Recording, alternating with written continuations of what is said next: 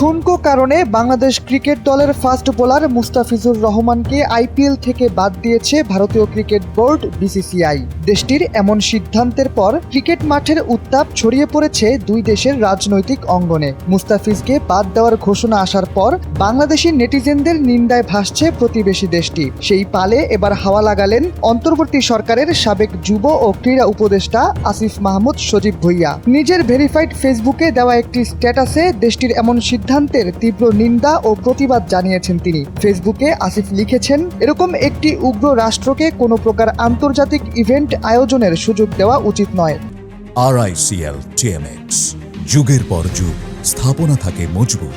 সরকার এবং বিসিবির যৌথ উদ্যোগে অপর ক্রিকেট খেলুড়ে দেশের সাথে আলোচনা করে ভারতকে আন্তর্জাতিক ইভেন্ট আয়োজনের অনুপযুক্ত হিসেবে ঘোষণা করা উচিত। স্ট্যাটাসে আসিফ আরও লিখেছেন, 5 আগস্টের পরও বাংলাদেশের বিভিন্ন ডিসিপ্লিনের অসংখ্য টুর্নামেন্ট আয়োজন করা হয়েছে, যেখানে ভারতীয়রা সম্পূর্ণ নিরাপদ এবং প্রতিযোগিতাপূর্ণ পরিবেশে অংশগ্রহণ করেছে। আসিফের এমন স্ট্যাটাসের পর রীতিমতো সাড়া পড়ে যায় নেট দুনিয়ায়। মন্তব্যের ঘরে অনেকেই লিখেছেন, ভারত দেশটা বড় কিন্তু মনটা বরাবরই ছোট। যাই হোক, ভালো হয়েছে, আমাদের ছেলে আমাদের কাছে নিরাপদে থাকবে। আবার অনেকেই লিখেছেন, বাংলাদেশি কোনো সংবাদ মাধ্যম যেন আইপিএল এর ম্যাচ সম্প্রচার না করে।